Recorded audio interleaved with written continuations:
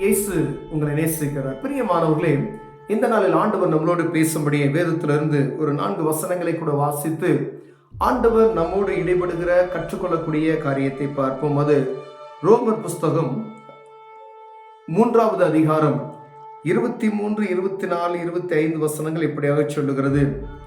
எல்லோரும் பாவம் செய்து தேவ மகிமையற்றவர்களாகி இலவசமாய் அவருடைய கிருபையினாலே கிறிஸ்து இயேசுவின் மீது உள்ள மீட்பை கொண்டு நீதிமானாக்கப்படுகிறார்கள்.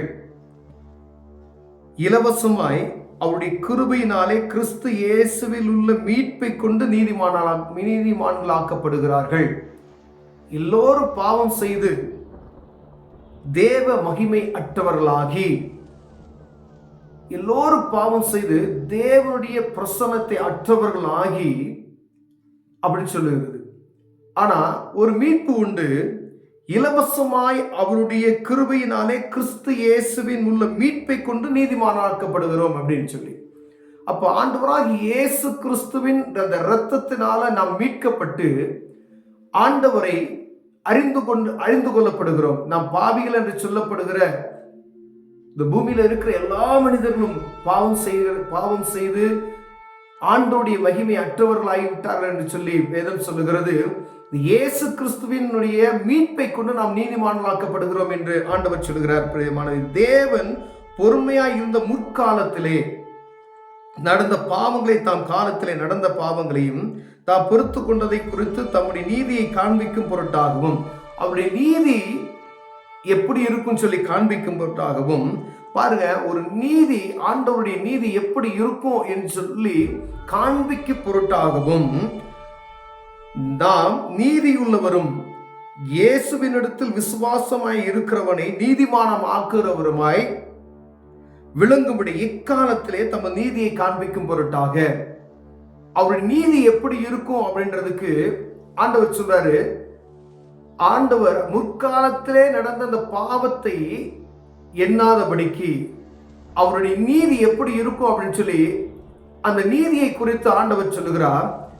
மனிதனுக்கு, அனைத்து உலகத்தில் இருக்கிற அனைத்து மனிதனுக்காகவும் தன்னையே பலியாக கொடுத்த ஜீவ பலியாக ஏற்படுத்தப்படுகிறது. பிரியமானவர்களே, அவர் சொல்றார் அவர் நீதி எப்படின்னா, அவர் ஒரு மனிதனுடைய பாவத்தை மன்னிப்பதற்கு இந்த உலகத்தை உண்டாக்கின கடவுள் தன்னையே பலியாக, ஜீவ பலியாக ஒப்பு கொடுக்கிறதை பார்க்க முடியும். அவர் நீதி ஒரு பக்கம். இப்பொழுது இருக்கிற அந்த நீதி ஏன் பழைய ஏற்பாட்டின் காலத்தில் நடந்த பாவத்தெல்லாம் மன்னித்து இந்த புதிய ஏற்பாட்டின் காலத்தில் ஆண்டவருடைய நீதி விளங்கும்படியாய் அவரையே தன்னை ஜீவ பலியாக ஒப்பு கொடுத்தார் என்பதை ஆண்டவர் நமக்கு சொல்லுகிறார். பிரியமானவர்களே, கிறிஸ்து இயேசுனுடைய இரத்தத்தை பற்றும் விசுவாசத்தினாலே பலிக்கும் கிருபாதாரக பலியாக அவரையே ஏற்படுத்தினார். கிறிஸ்து இயேசுனுடைய இரத்தத்தை பற்றும் விசுவாசத்தினாலே, இயேசு கிறிஸ்துவின் இரத்தத்தை விசுவாசிக்கிற ஒவ்வொரு மனிதனையும் விசுவாசத்தினாலே பலிக்கும் கிருபாதார பலியாக அவரையே ஏற்படுத்தினார் என்று வேதம் சொல்லுது. அந்த வானத்தையும் பூமியை படைத்த சர்வ வல்லமையுள்ள தேவன் இயேசு கிறிஸ்துவின் இரத்தத்தை பற்றும் விசுவாசத்தினாலே ஒவ்வொரு மனிதனை நீதிமானாக்க மாற்றுகிறார் என்று ஆண்டவர் சொல்லுகிறார். பிரியமானவர்களே, ஒருவேளை எல்லாம் பாவம் செய்து தேவ மகிமை அற்று போய்விட்டார்கள். பழைய ஏற்பாட்டின் காலத்துல முன்னோர்கள் செய்த அந்த காலத்துல இருந்த பாவங்கள்லாம் மன்னிக்கப்பட்டு அவர் நீதி விளங்கும்படியாய் இப்ப நடந்த இந்த 2025வது ஆண்டு வரைக்கும் இருக்கக்கூடிய ஒவ்வொரு மனிதனுக்கும் ஆண்டவர் கிருபையாய் அவருடைய நீதியை எப்படி விளங்கி இருக்கிறானா, இரத்தத்தை சிந்து விலைக்கிரயமாய் ஒவ்வொருவரையும் நாம் மீட்டு கொண்டிருக்கிறார் என்கிற அவருடைய நீதியை எப்படி வெளிப்படுத்துகிறார் பாருங்க. இது என்னுடைய நீதி. ஆனா இந்த நீதி ஒரு குறிப்பிட்ட காலத்தில் வரைக்கும் தான் இருக்கும் என்பதை நாம் மறந்து போய்விடக்கூடாது. பிரியமானவர்களே, அவருடைய நீதி ஒரு பக்கம் அன்பானது. தன்னையே ஜீவ பலியாக ஒப்பு கொடுத்து மனிதனுடைய பாவத்தை மன்னித்து ஆண்டவர் நம்மை சுத்திகரித்து அவருடைய பிள்ளையாக ஏற்றுக்கொண்டார். பிரியமானவர்களே, இது ஒரு நீதி. ஆனா இன்னொரு நீதி உண்டு. அவர் நியாயம் தீர்க்கிறவராய் வரும் பொழுது இந்த நீதி இருக்கும் என்று நாம் எதிர்பார்க்க முடியாது. பிரியமானவர்களே, ஏன்னா அவர் மனிதனுடைய பாவம் பொல்லாததா இருக்கிறது கண்டு எல்லா மனிதனுக்காக தன்னையே ஜீவ பலியாக ஒப்பு கொடுத்தார்.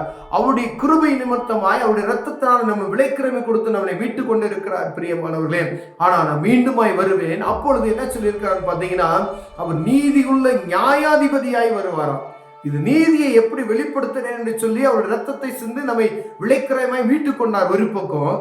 இன்னொரு பக்கம் பாருங்க, அவருடைய நீதி எப்படி இருக்கும்னு சொன்னால், நீதியுள்ள நியாயாதிபதியாக வருவேன் அப்படின்னு சொல்றார்.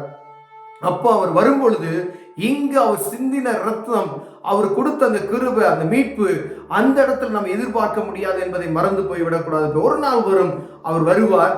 அப்பொழுது நாம் என்ன நிலைமையில இருக்கிறோம் என்பதை பார்த்து நீதியுள்ளவர் நீதியை விசாரிக்க வருவார். பிரியமானவர்களே, அவர் நியாயத்தோடு நீதியோடு அதை விசாரணை செய்கிறவராய் இருக்கிறார். ஒரு மனிதனும் அவருடைய பார்வைக்கு தப்பித்துக் கொள்ள முடியாது என்று வேதம் சொல்லுகிறது.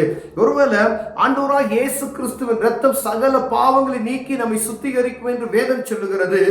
இம்மட்டும் இந்நாள் வரைக்கும் இப்பொழுது இதை பார்த்து கொண்டிருக்கிற அன்பு சகோதரனே, இப்ப ஆண்டோடைய ரத்தம் சுத்திகரித்து உங்களை புது மனிதனாக மாற்றுவதற்கு வல்லமையுள்ளதா இருக்கிறது. ஆண்டோடைய வருகை எப்ப இருக்குன்னு சொல்ல முடியாது, அது என் நேரத்தில் இருக்கும் என்று வேதம் சொல்லுகிறது.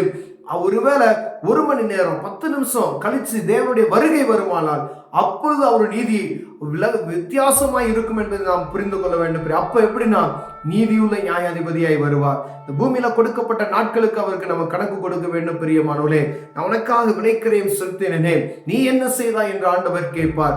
அவருடைய விசுவாசத்தை பற்றும் அந்த விசுவாசத்துல இயேசு கிறிஸ்துவின் ரத்தத்தை கொண்டு விசுவாசிக்கிற அந்த விசுவாசம் அற்று போனவர்களாய் இருப்போமையானால் அந்த நியாயத்தீர்ப்பின் நாளில் நம்ம தப்பித்துக் கொள்ள முடியாது என்பதை நாம் உணர்ந்து கொள்ள முடிய ஆண்டவர் உங்களோடும் என்னோடு பேசுகிறார். பிரியமானவர்களே, வரப்போகிற நாள் அது கொடிதாக இருக்கும். பிரியமானவர்களே, அந்த நாள்ல நம்ம ஆண்டவர் சமூகத்துல குற்றமற்றவர்களாய் நிற்கும்படி ஆண்டவர் உங்களோடு என்னோடு பேசுகிறார். எப்படிப்பட்ட பாவத்தையும் ஆண்டவர் மன்னிக்க வல்லமையுள்ளவராய் இருக்கிறார். பாவத்தை மன்னித்து அந்த மீட்பை நமக்கு கொடுக்கிறார். அவர் நீதி ஒரு பக்கம் அந்த நீதியை பெற்றுக்கொள்வோம். இன்னொன்று, அவர் வருகை அதிசீக்கிரத்தில் இருக்கிறது. அப்பொழுது குற்றமற்றவர்களாய் நிற்கும்படியால் இனிமேல் பாவம் செய்யாதபடி தங்களை காத்துக் கொள்வதற்கு நீதியுள்ள நியாயாதிபதியிட்டே இந்த கிருபையை நாம் பெற்றுக்கொள்ளும்படி ஆண்டவர் வாஞ்சிக்கிறார். பிரியமானவர்களே, ஒருவேளை எந்த குற்றம் செய்திருந்தாலும் அவர் மன்னித்து நம்மை சொந்த குமாரனாய் நம்ம ஏற்றுக்கொள்ள வல்லமையுள்ளவராய் இருக்கிறார். இரண்டாவது, அவருடைய வருகை தாமதம் ஆகிக்கொண்டு இருக்கிறது நாம் நினைக்கிறோம். ஆனால் அது சீக்கிரத்தில் வருகிறது.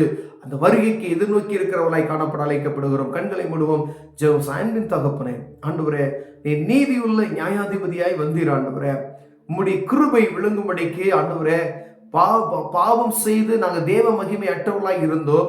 ஆண்டவரே, உமது நீதியை விளங்கும்படியாய் ஆண்டவரே உமது ரத்தத்தை சிந்தி எங்களை மீட்டுக் கொண்டீர். ஆனால் மீண்டுமாய் வரப்போகிறீர், நீதியுள்ள நியாயாதிபதியாய் வருவீர். அப்பொழுது ஆண்டவரே, குற்றமற்றவர்களாய் உமது சமூகத்தில் நிற்க எங்களுக்கு திராணியுள்ளவர்களாய் காணப்பட எங்களுக்கு உதவி செய்யுங்க. இயேசுவின் நாமத்தில்